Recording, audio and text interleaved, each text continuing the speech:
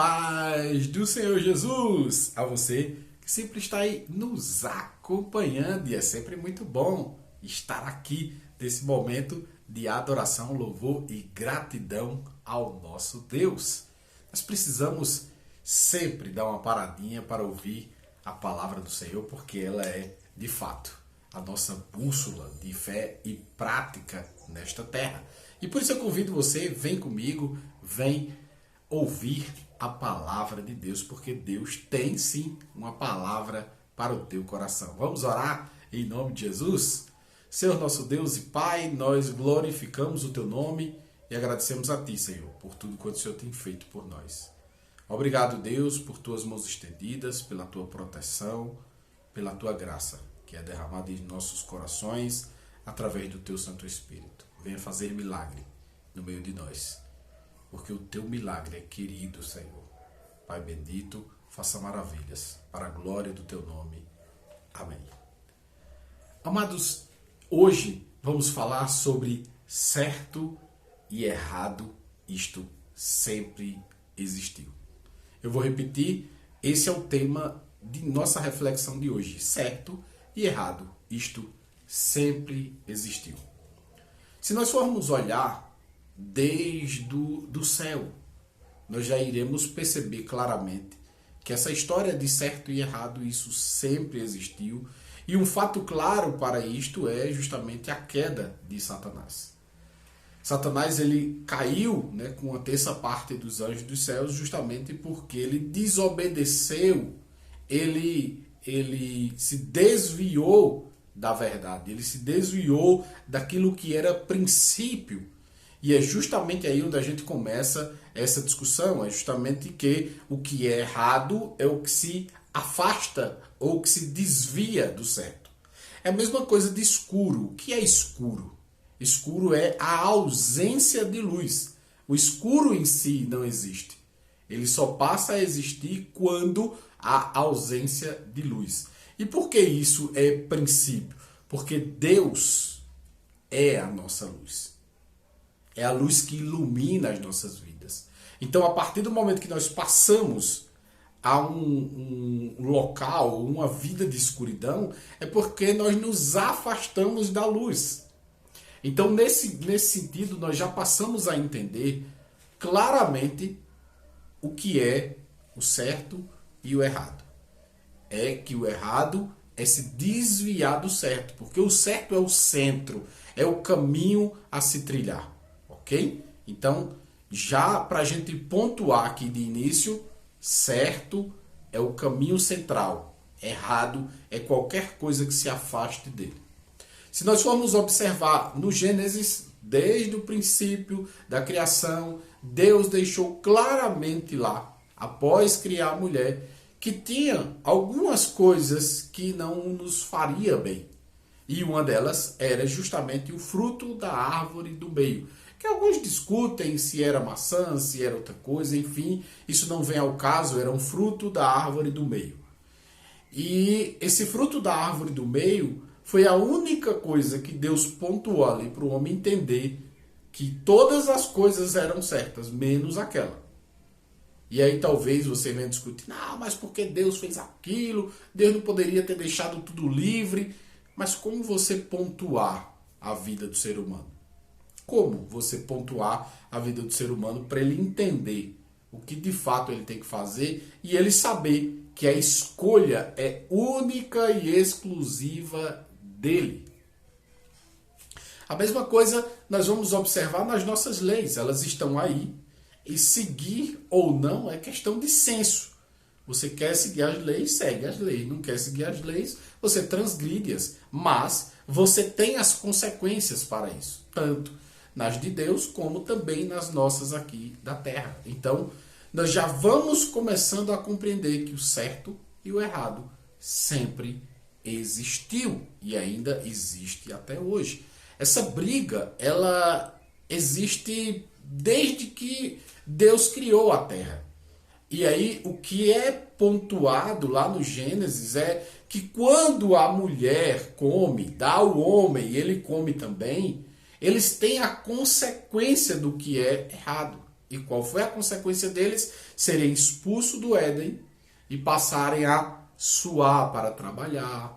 As mulheres terem que sentir dores para poder dar à luz e coisas do tipo.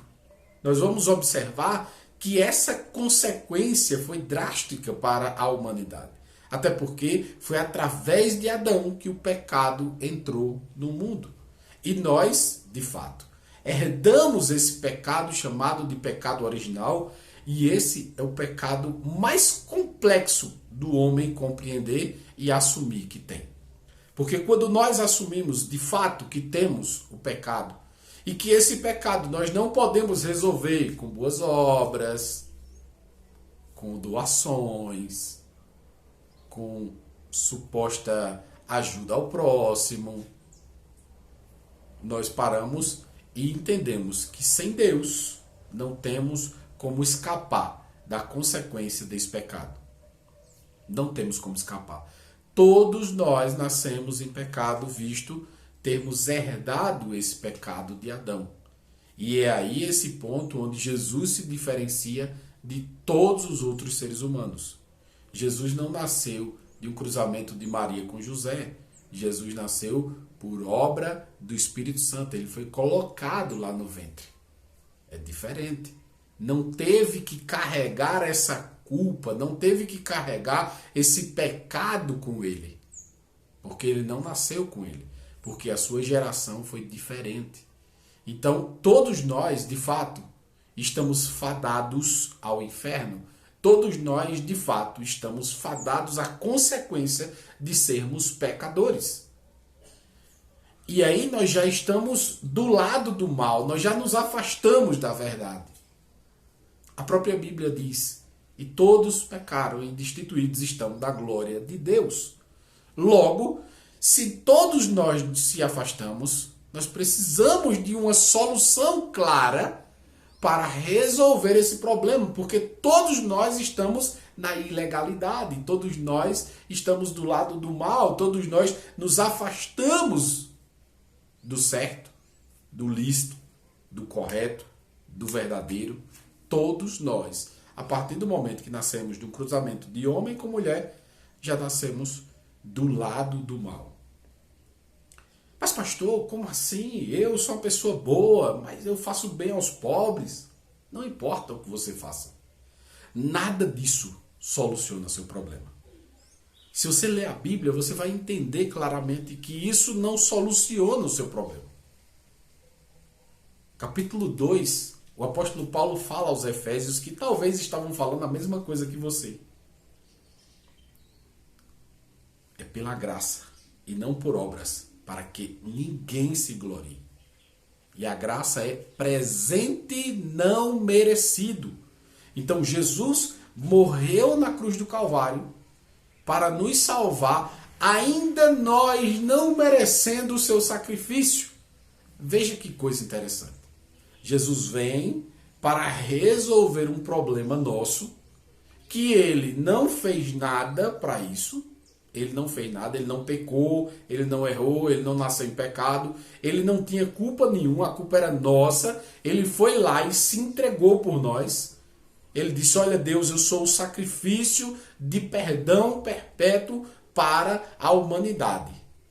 E aí ele descreve claramente: para todo aquele que nele crê. Não é que Jesus simplesmente morreu e literalmente todo mundo está salvo. Vamos com calma entender o que é lícito e o que é ilícito, o que é certo e o que não é certo, porque isso sempre existiu e a gente precisa pontuar claramente isso. Então, Jesus morreu para que todo aquele que nele crê não pereça, mas tenha vida eterna. Ele pagou a culpa de quem não merecia, de pessoas assim como eu, não merecia. Mas ele morreu por mim. E eu reconheço que sou incapaz de resolver o meu problema de pecado. E por isso procurei Jesus. E a partir do momento que eu procurei Jesus, eu confessei o meu pecado. Eu disse: Senhor, eu estou errado, eu sou pecador. E sem ti eu não consigo resolver o meu problema. Eu não consigo falar diretamente com Deus. Eu não consigo, de fato, me religar a Deus. E através deste confesso, né, através deste ato de confissão, Jesus traz o perdão, ele me limpa de todo o pecado. E aí é o fato que a Bíblia deixa claríssimo que só Jesus é capaz de fazer isto por nós. Só Jesus. Então o fato de certo e errado sempre existiram, nós nascemos de fato do lado errado, estamos inclinados a fazer o que é errado, é por isso que muitas vezes a gente mesmo querendo fazer certo, a gente tropeça e cai, a gente erra, e por isso devemos voltar sempre e dizer: Senhor, eu não queria fazer isso, eu não quero fazer isso, eu não vou fazer mais isso, e ir abandonando todas as práticas erradas de nossas vidas para justamente partir para o lado certo, estar sempre do lado certo. Porque hoje nós estamos em uma briga muito grande, em que está aí revelado no meio de nós quem está fazendo errado, quem está transgredindo, quem está infringindo aquilo que foi constitucionalmente feito. Assim como a Bíblia Sagrada é a constituição do cristão, é a constituição de fé de todo aquele que segue a Jesus, assim também é a nossa constituição para com o povo brasileiro. E há muitos que estão transgredindo, fazendo como acham que deve ser e não como de fato está escrito. E é o que eu disse, esta luta entre fazer o certo e errado, isso sempre existiu. Mas uma coisa eu deixo claro aqui para você. As consequências de fazer errado, elas sempre vão vir. Porque isso é a lei da semeadura. Talvez você veja uma pessoa indo, fazendo mal, transgredindo, não estão nem aí para o próximo, e você diga: não vai acontecer nada não, não vai acontecer nada não. E talvez aqui nesta terra ele nem pague mesmo. Como muitos acham, não, todos que fazem aqui pagam aqui. Nem todos pagam aqui. Tem alguns que vão pagar lá.